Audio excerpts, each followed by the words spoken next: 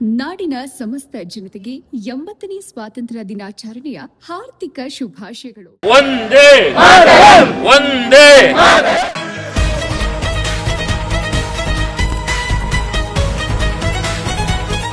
ಭಾರತಾಂಬೆಯ ಜನ್ಮ ದಿನೋತ್ಸವದ 80ನೇ ವರ್ಷದ ಹಾರ್ದಿಕ ಶುಭಾಶಯಗಳನ್ನ ನಿಮ್ಮೆಲ್ಲರಿಗೂ ಕೂಡ ಕೋರ್ತಾ ಇದ್ದೀನಿ. ಧ್ವಜಾರೋಹಣ ಕಾರ್ಯಕ್ರಮ ಅವ್ರನ್ನ ಆಹ್ವಾನಿಸ್ತಾ ಇದ್ದೇನೆ.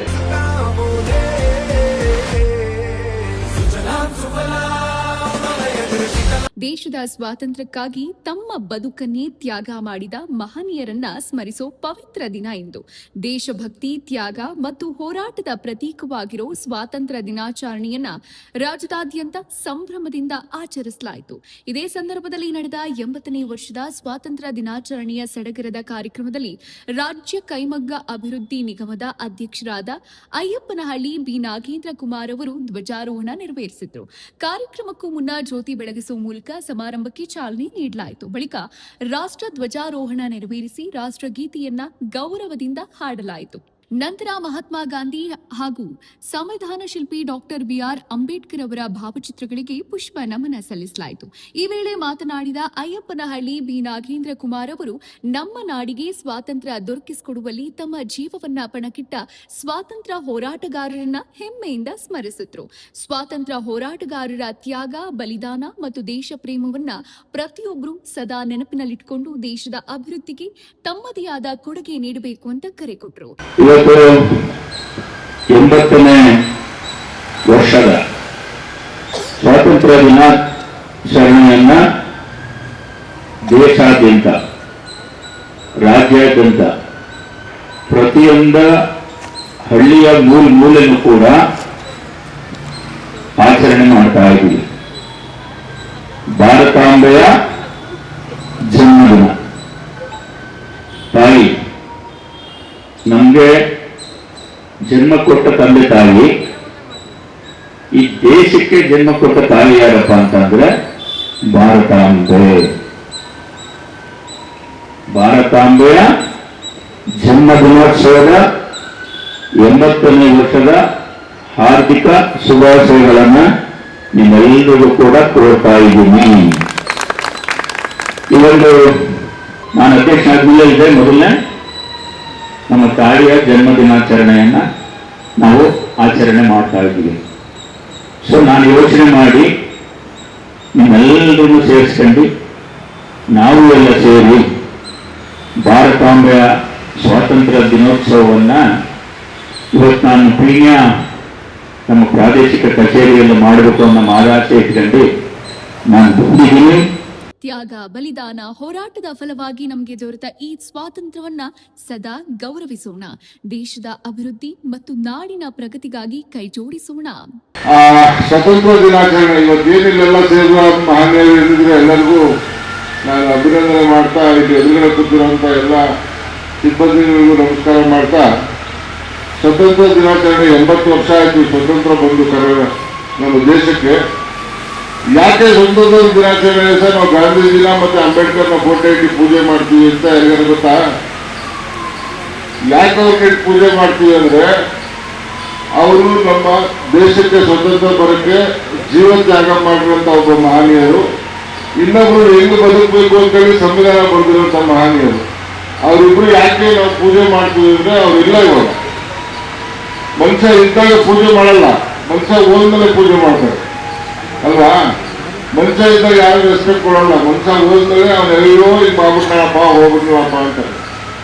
ಪುನೀತ್ ರಾಜ್ಕುಮಾರ್ ಇದ್ದಾಗ ಯಾರು ಅವ್ನಿಗೆ ನೆನೆಸ್ತಾ ಇರಲಿಲ್ಲ, ಈಗ ಅವ್ನು ದೇವ್ರು ಮಾಡ್ಬಿಟ್ಟಾರೆ. ಕರೆಕ್ಟಾ? ಹಾಗಾಗಿ ಈ ಸ್ವತಂತ್ರ ಇರೋದಕ್ಕೆ, ಸ್ವತಂತ್ರ ಬಂದಿರೋದಕ್ಕೆ ಈಗ ಸಾಹೇಬ್ರು ಏನು ಹೇಳಿದ್ರು ಅಂದ್ರೆ ಈ ಸ್ವತಂತ್ರ ಬಂದಿರೋದಕ್ಕೆ ಏನು ಸಾರ್ಥಕತೆ, ನಾವು ಹೆಂಗ್ ಬದುಕಬೇಕು, ಈಗ ಹೆಂಗಿರೋದ್ರಿಂದ ಸ್ವತಂತ್ರ ಬಂದಿರೋದಕ್ಕೆ ಅದಕ್ಕೆ ಇದು ಮಾಡೋಕ್ಕಾಗತ್ತೆ ಅಂತ ಹೇಳಿ ಅವ್ರು ಹೇಳಿದ್ದಾರೆ.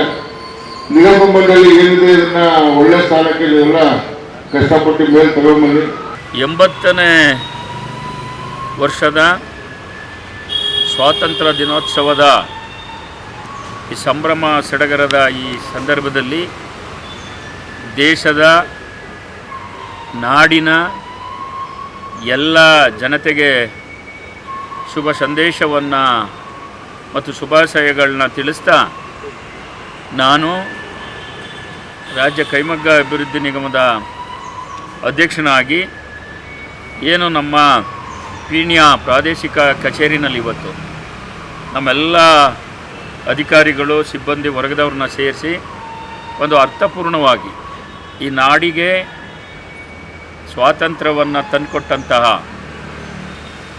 ನಮ್ಮ ಮಹಾಪುರುಷರು ಮಹಾತ್ಮರು ಆದಂಥ ಮಹಾತ್ಮ ಗಾಂಧೀಜಿಯವರ, ಸರ್ದಾರ್ ವಲ್ಲಭಾಯ್ ಪಟೇಲ್ರವರ, ಜವಾಹರಲಾಲ್ ನೆಹರೂರವರ, ಚಂದ್ರಶೇಖರ್ ಆಜಾದ್ರವರ, ಸುಭಾಷ್ ಚಂದ್ರ ಬೋಸ್ರವರ, ಇನ್ನೂ ಅಂಬೇಡ್ಕರ್ರವರು, ಇನ್ನೂ ಹಲವಾರು ಮಹನೀಯರು ಸೇರಿ ಇವತ್ತು ಈ ರಾಷ್ಟ್ರಕ್ಕೆ ಸ್ವಾತಂತ್ರ್ಯವನ್ನು ತಂದುಕೊಟ್ಟಿದ್ದಾರೆ.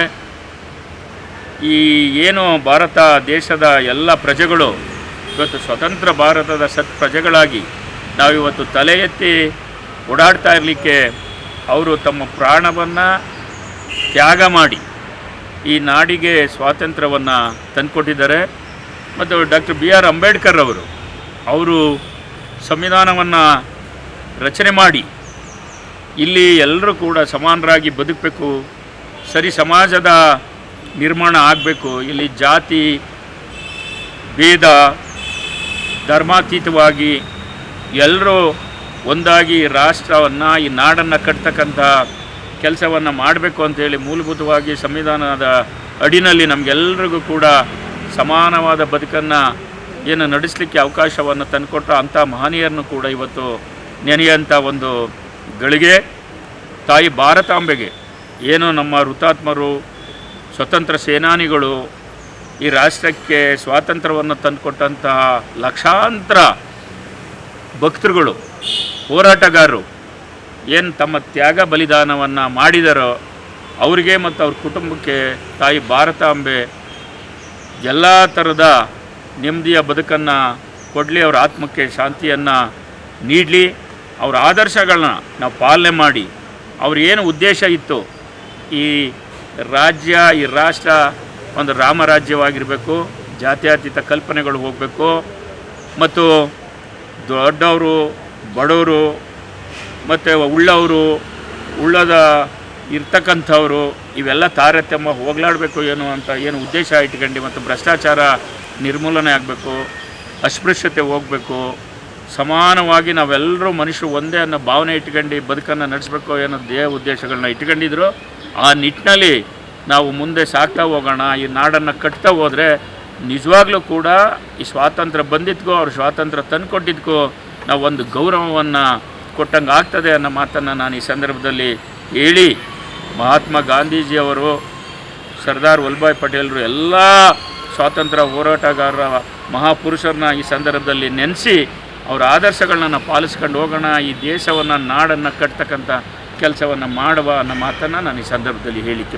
ಈ ಸಂದರ್ಭದಲ್ಲಿ ಅಯ್ಯಪ್ಪನಹಳ್ಳಿ ಭೀನಾಗೇಂದ್ರ ಅಧ್ಯಕ್ಷರು, ರಾಜ್ಯ ಕೈಮಗ್ಗ ಅಭಿವೃದ್ಧಿ ನಿಗಮ ಮಂಜುನಾಥ್, ಡಾಕ್ಟರ್ ಸಾಯಿ ಸತೀಶ್, ಟಿವಿ4 ನ್ಯೂಸ್ ಚಾನೆಲ್ ಸಂಸ್ಥಾಪಕರು ಗೋವರ್ಧನ್, ಹರೀಶ್ ಗೌಡ, ಜಯರಾಮಯ್ಯ, ತ್ರಿವಿಕ್ರಮ್, ರಾಜಣ್ಣ, ರಾಜೇಂದ್ರ ಕುಮಾರ್ ಹಾಗೂ ಅಧಿಕಾರಿಗಳು ಸ್ವಾತಂತ್ರ್ಯ ದಿನಾಚರಣೆಯಲ್ಲಿ ಪಾಲ್ಗೊಂಡು ಕಾರ್ಯಕ್ರಮ ಯಶಸ್ವಿಗೊಳಿಸಿದರು.